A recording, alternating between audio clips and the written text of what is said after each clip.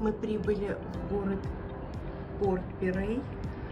Этот город является портом въезда в Афины уже более 2000 лет.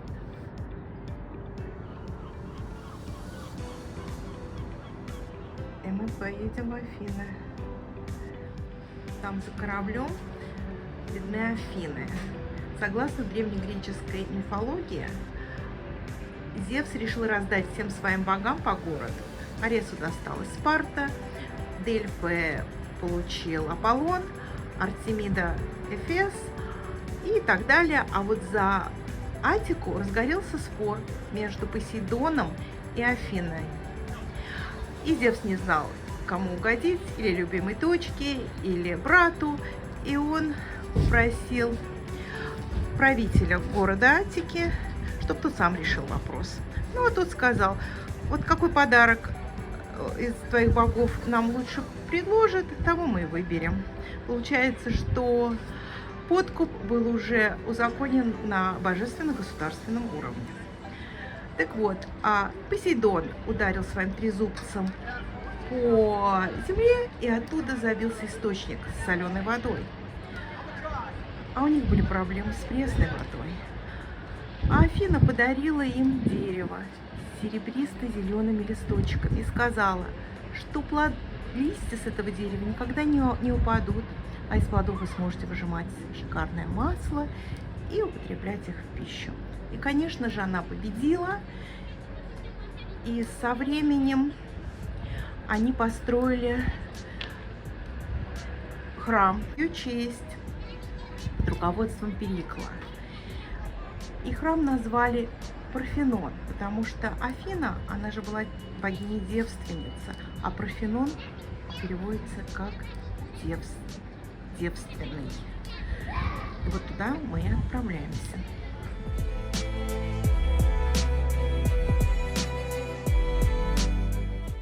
Мы въехали в колыбель западной демократии Афины. Городу примерно 3400 лет. Население составляет 4,5 миллиона человек.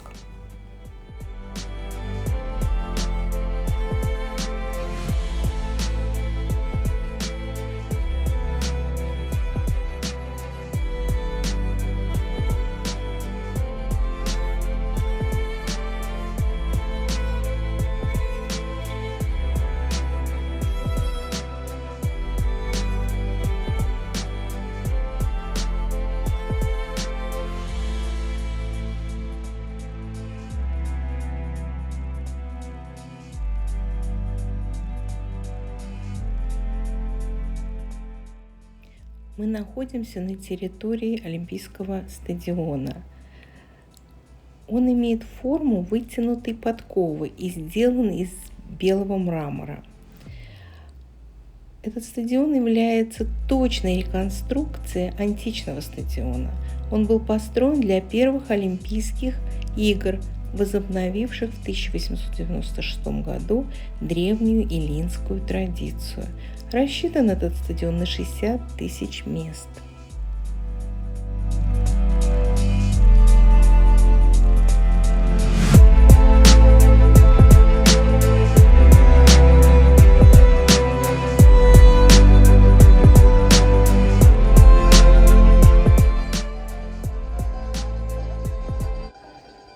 В центре Афин нет парков, зеленых лужаек, мало тенистых деревьев.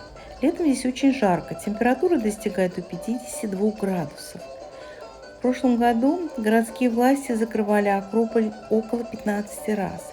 Горожане, у кого есть возможность, летом уезжают из города. В XIX веке рядом с парламентом был создан настоящий оазис – национальный сад. Он засажен цветами, растениями и деревьями, привезенными со всего света. В парке есть пруд с утками, небольшой зоопарк, ботанический музей, кафе, детская библиотека и игровая площадка. Сейчас мы его и проезжаем.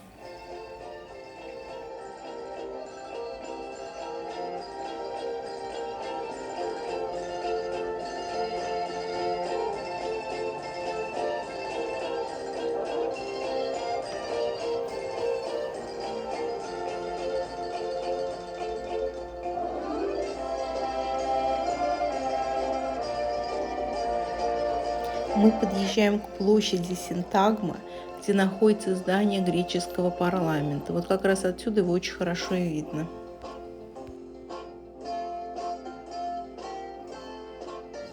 Мы присутствуем на одной из самых зрелищных традиций Греции. Это смена караула греческих гвардейцев, эвзонов, перед зданием парламента. Гвардейцы – это профессиональные военнослужащие, ответственные за обеспечение безопасности главы государства, а также это самые красивые и высокие греки, рост которых не менее 187 сантиметров.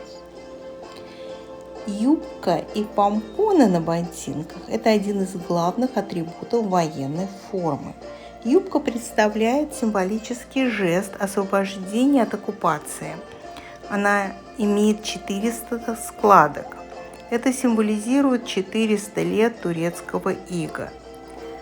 В те времена турки не разрешали грекам носить оружие, поэтому греки прятали острые предметы в помпонах и использовали их для ближнего боя. Берет красного цвета с черной кисточкой говорит о страданиях, пережитых греческим народом.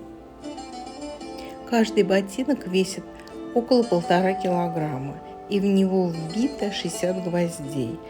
Это и шаги эвзонов придумал король Греции 200 лет назад. Шаги символизируют шаг боевых коней. Вся форма гвардейца весит более 20 килограмм. Надевание ее занимает около 45 минут.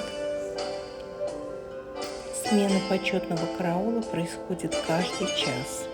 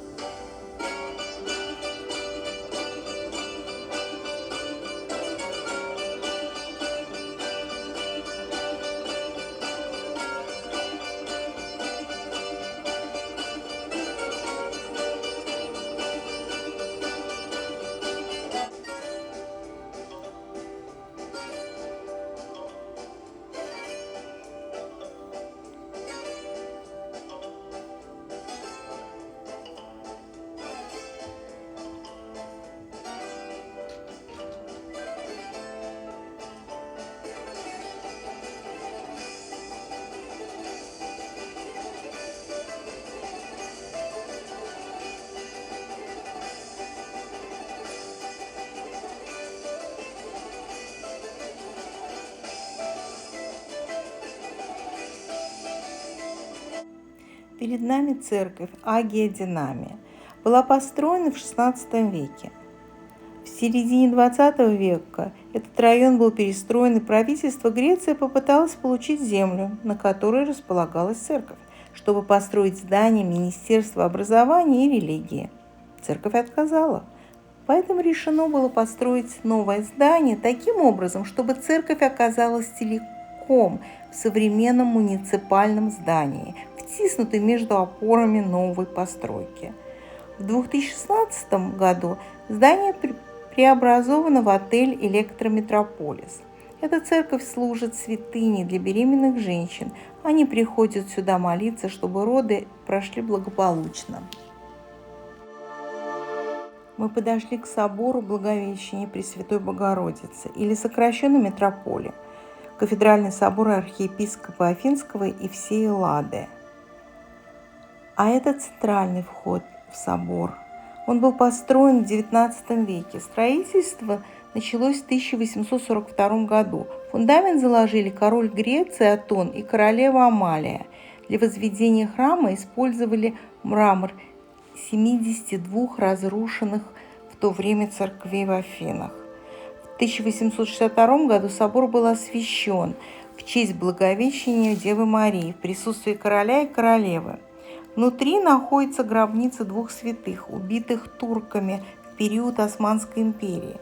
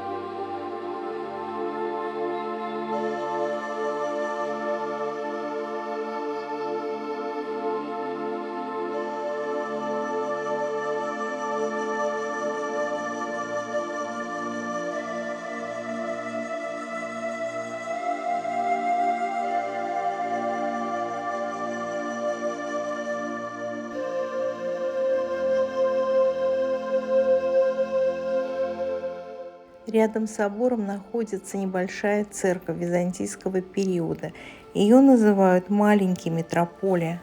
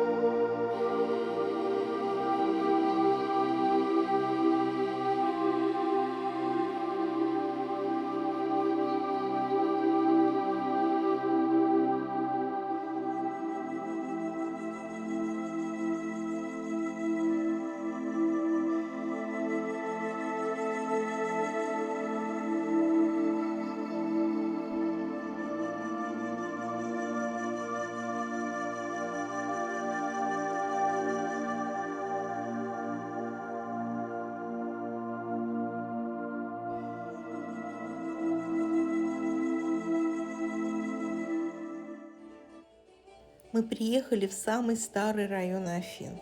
Он называется Плака. Расположен он у подножия Акрополя. Дома здесь построены в неоклассическом стиле. Многие из них стоят на фундаментах античных времен, хотя их фасады и возведены в XVIII веке. Цены на недвижимость в этом районе сравнимы с ценами в фешенебельных районах Афин. Мы подошли к очень популярному симпатичному месту. Оно называется «Ступеньки».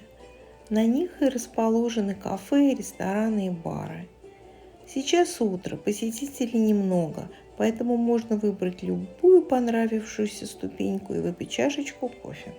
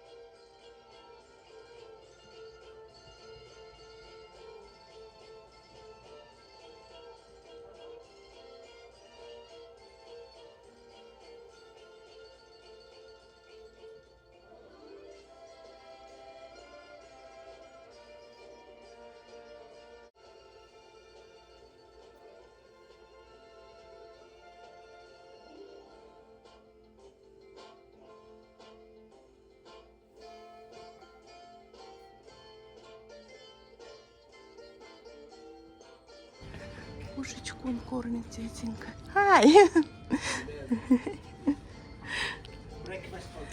It's so nice of you. С ложечки кормит.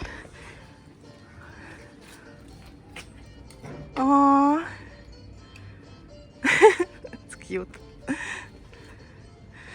Кормит завтраком кошечек. Мандарины. Это мандарины для туристов, они декоративные. И на вкус они горькие. И местные жители смотрят, как туристы их рвут, а потом кривятся и выплевывают. Их есть невозможно. Из них делают только соусы. Да, правильно. Мы гуляли по лабиринтам узких улочек Плаки и неожиданно вышли к Римской Агоре. Эта рыночная площадь была построена в эпоху римского правления. В центре ее находится башня ветров.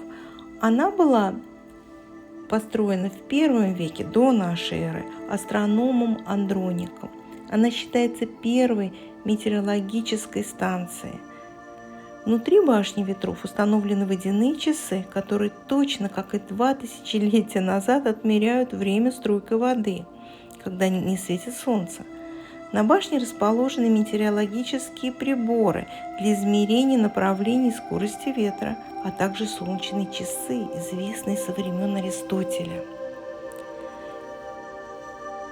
В Греции есть такой закон.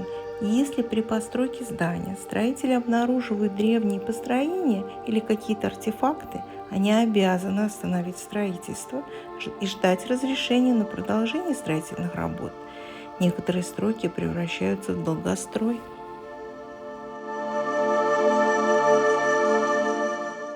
Напротив Агоры можно увидеть еще один архитектурный памятник. Это ворота разрушенной медресе XVII века.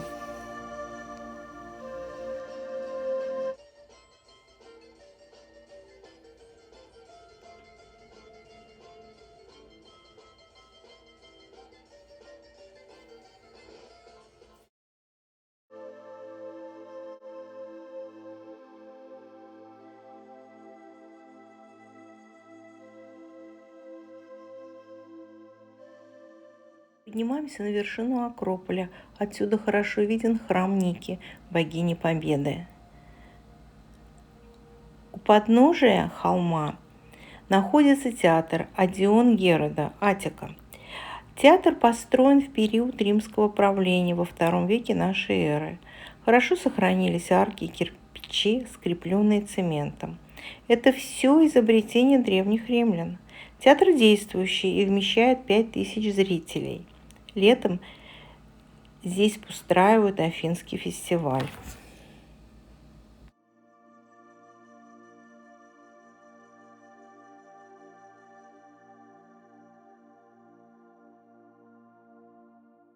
Мы заходим в пропилей. Это парадные ворота Акрополя. На стенах видны впадины. Они остались от многочисленных осад города.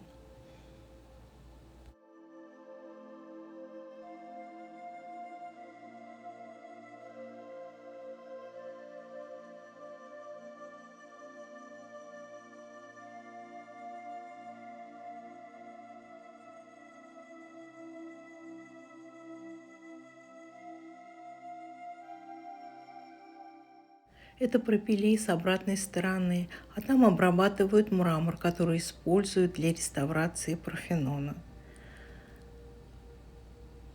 А вот и Парфенон во всем его величии. В V веке до нашей эры, после победы афинян над персами, полководец и один из отцов-основателей афинской демократии Перикл решил построить Парфенон, чтобы показать величие города. Строительство храма шло 15 лет, и было использовано около 22 тысяч тонн мрамора, которые добывали в горе, расположенной в 17 километрах от Акрополя. Для этого построили дорогу от мраморного карьера до холма, и на повозках, запряженными мулами, перевозили мраморные плиты. Сейчас для реставрации Парфенона добывают мрамор с той же жилы, что и 2500 лет назад. Храм состоит из 58 колонн высотой с трехэтажный дом. Акрополь находится в сейсмически активном регионе, и чтобы защитить строение от воздействия землетрясений, эллины придумали специальное устройство. Между мраморными блоками они вставляли металлические крепления, специально вырезанные отверстия большей формы, и заливали свинцом. Это позволяло блокам вибрировать и в то же время не давало им возможности распасться. А колонны состоят из цилиндрических блоков, которые ставили друг на друга. Археологи нашли между ними деревянные клини и штифты, которые позволяли блокам двигаться и тем самым удерживали их на месте. Парфенон ни разу не пострадал от воздействия землетрясений, разрушили его люди. Турки в XVII веке использовали его как пороховой склад, и во время осады крепости венецианцами пушечное ядро пробило крышу.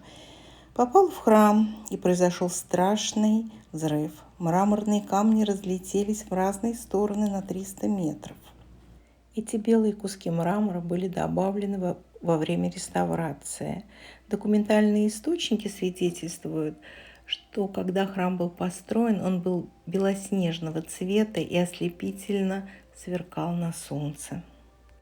Это образец цилиндрического блока. Каменщики придавали блокам округлую форму и оставляли эти выступы, к которым прикрепляли канаты, и с помощью подъемных кранов они поднимали эти блоки и устанавливали друг на друга. Затем каменщики обтесывали колонны и вырезали желоба. А это великолепное сооружение театра Диониса. Это был первый настоящий театр в мире, построен в IV веке до нашей эры. Дионис у древних греков почитался как бог виноделия, поэзии и театра. Акрополь переводится как «верхний город». Вот сейчас перед нами панорама Нижнего города. Мы сейчас находимся на самой вершине Акрополя. И отсюда мы можем еще раз полюбоваться Римским театром. Высота холма, на котором мы сейчас находимся, 70 метров. Представляете, сюда надо было доставить 1000 тонн мрамора. Но это же Греция. Кроме Пифагора и Архимеда здесь жили и другие инженеры, математики, механики, имена которых до нас не дошли. Но и гениальные идеи мы можем увидеть сейчас.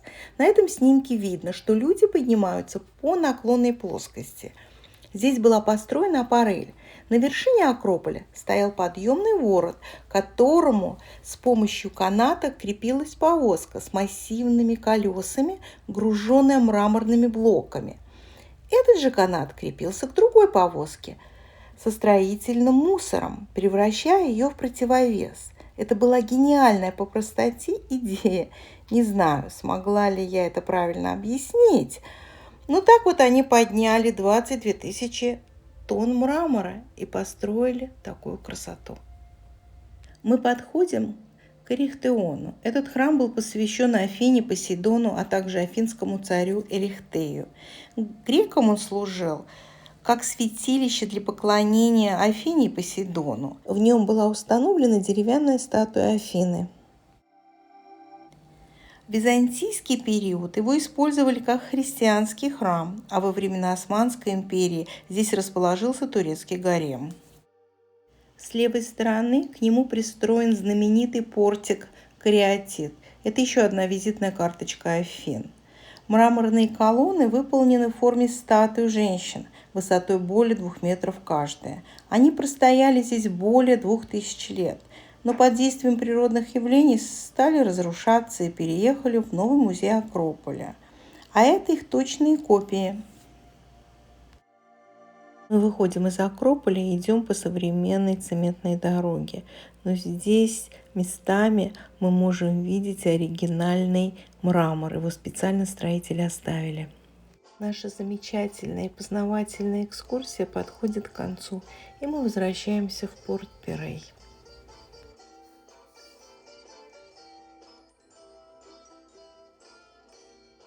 Это желтое здание, церковь Святого Спиридона.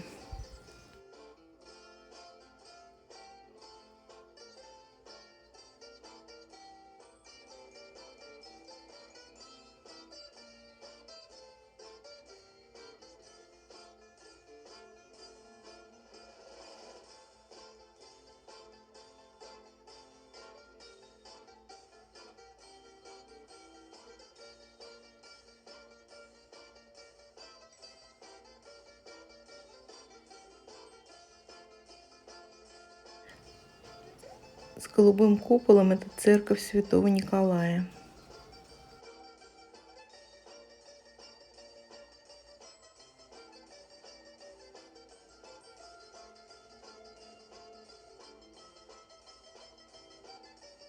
Salta μεγαλόσουρο να γίνω λεβέντες για χαριτοφυριά. Όσο κι αν σώζω δεν βρίσκω άλλο λιμάνι, τρέλει να με έχει κάνει από το Πειραιά. Όταν γραδιάζει, τραγούδια μαραδιάζει και τις παινιές του αλλάζει, γεμίζει από παιδιά. Уплываем от Греции и направляемся в сторону острова Капри.